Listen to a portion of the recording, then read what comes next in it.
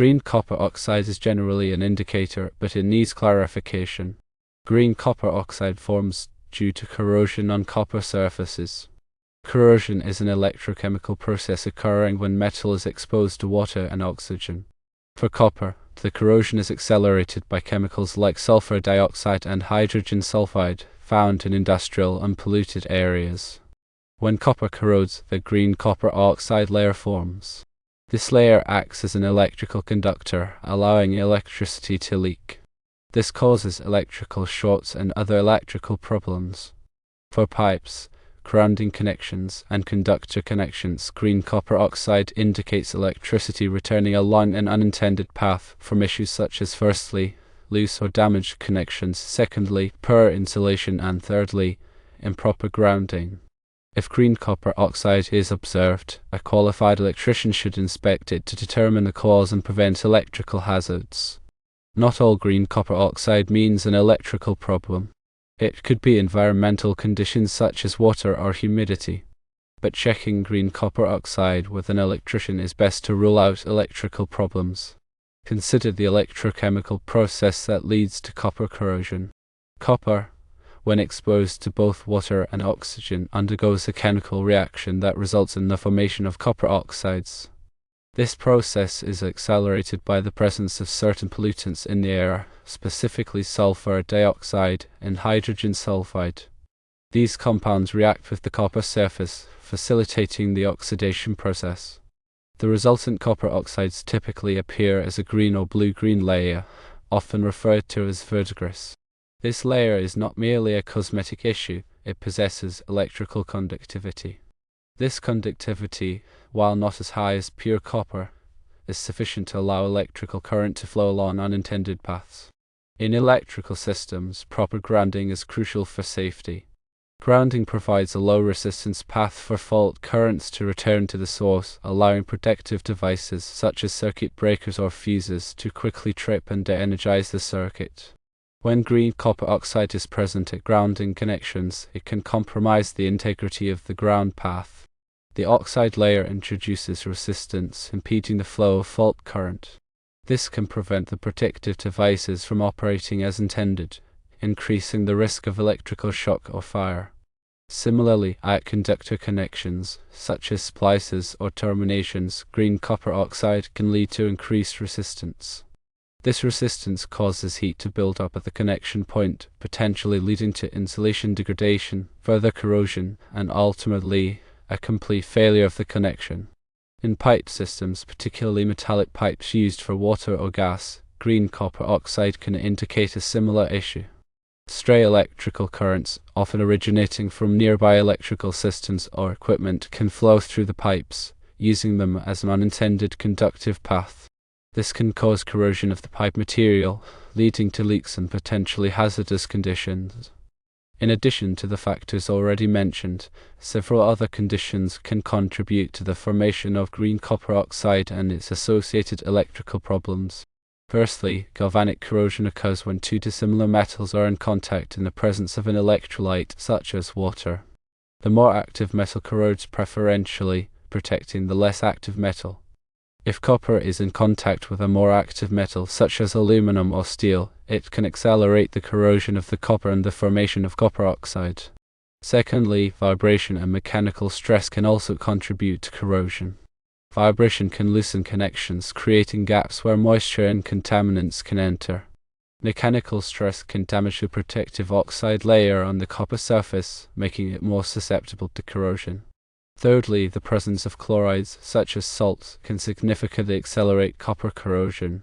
Chlorides are commonly found in coastal environments and in areas where de-icing salts are used. They are highly effective at breaking down the protective oxide layer on copper, leading to rapid corrosion. Fourthly, stray voltage or current can cause corrosion by electrolysis, where electrical current drives the oxidation of the metal. Fifthly, high humidity environments combined with temperature fluctuations can exacerbate corrosion. Condensation can form on the copper surface, providing the moisture needed for the electrochemical process to occur. Temperature changes can also cause the copper to expand and contract, stressing the connections and further promoting corrosion.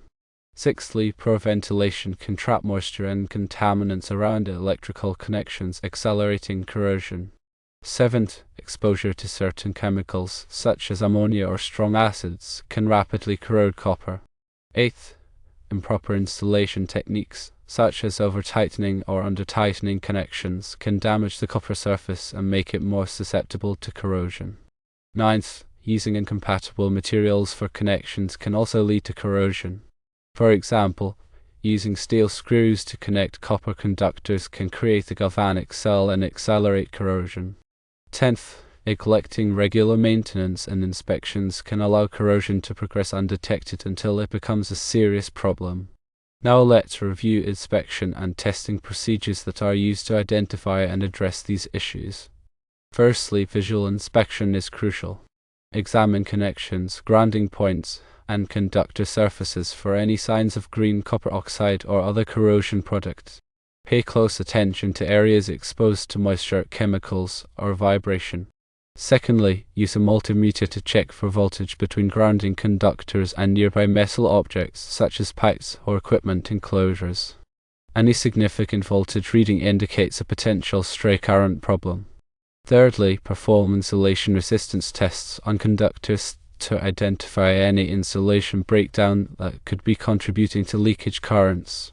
Fourthly, use a ground resistance tester to measure the resistance of the grounding system. A high resistance reading indicates a compromised ground path. Fifthly, use a thermal imaging camera to scan electrical connections for hotspots, which can indicate increased resistance due to corrosion. Sixthly, perform a continuity test on all grounding conductors to ensure they are properly connected and provide a low resistance path to ground. Seventh, check for proper bonding between different metal components of the electrical system to prevent the formation of galvanic cells. Eighth, use a clamp meter to measure current flowing on grounding conductors. Any significant current flow indicates a potential stray current problem. Ninth, perform a dielectric withstand test on electrical equipment to ensure its insulation can withstand the applied voltage. 10th, check the tightness of all electrical connections to ensure they are secure and provide a good electrical contact. If green copper oxide is discovered, it's important to take corrective actions. Firstly, clean the affected area. Thoroughly clean the corroded surfaces using a wire brush or abrasive pad to remove the green copper oxide. Ensure the area is dry and free of any contaminants. Secondly, improve connections. Tighten loose connections and replace any damaged or corroded connectors. Use appropriate corrosion inhibitors or joint compounds to prevent future corrosion. Thirdly, enhance insulation. Repair or replace any damaged insulation to prevent leakage currents. Ensure that all conductors are properly insulated and protected. Fourthly, optimize grounding. Verify that the grounding system is properly installed and provides a low resistance path to ground. Add additional grounding electrodes if necessary to improve grounding performance. Fifthly, control the environment. Reduce moisture and humidity in the area to prevent further corrosion. Improve ventilation to remove contaminants and prevent condensation.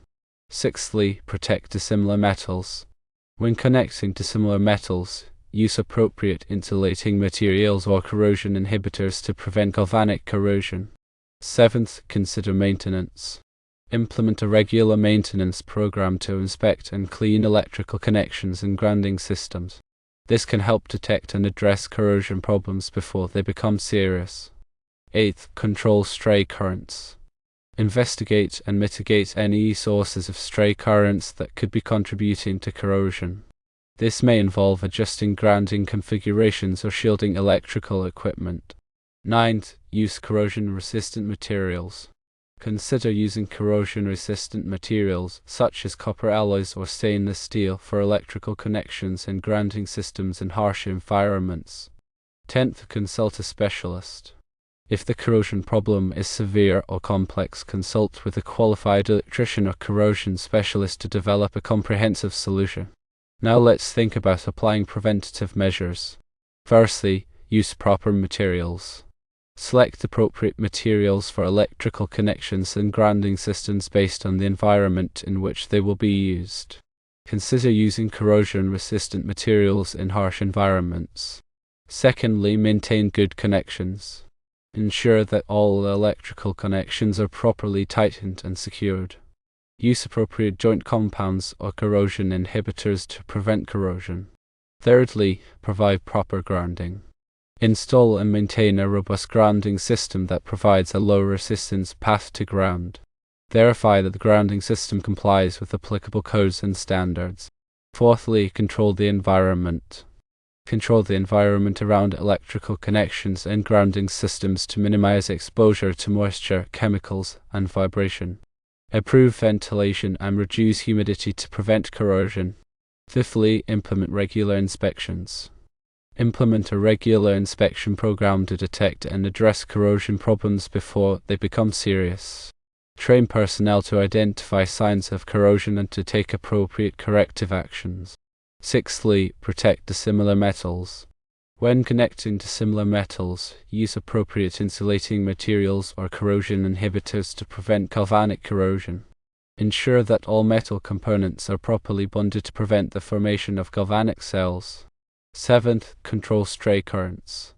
Investigate and mitigate any sources of stray currents that could be contributing to corrosion.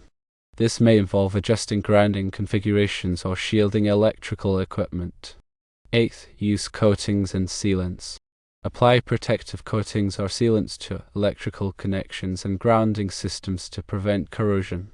Select coatings and sealants that are compatible with the materials being protected and that are suitable for the environment in which they will be used. Ninth, consider cathodic protection. In some cases, cathodic protection may be used to prevent corrosion of underground or submerged metal structures. Cathodic protection involves applying a direct current to the metal structure to make it a cathode in an electrochemical cell, thereby preventing corrosion. 10th, stay informed. Stay informed about the latest corrosion prevention technologies and best practices. Attend training courses and workshops to enhance your knowledge and skills in corrosion control.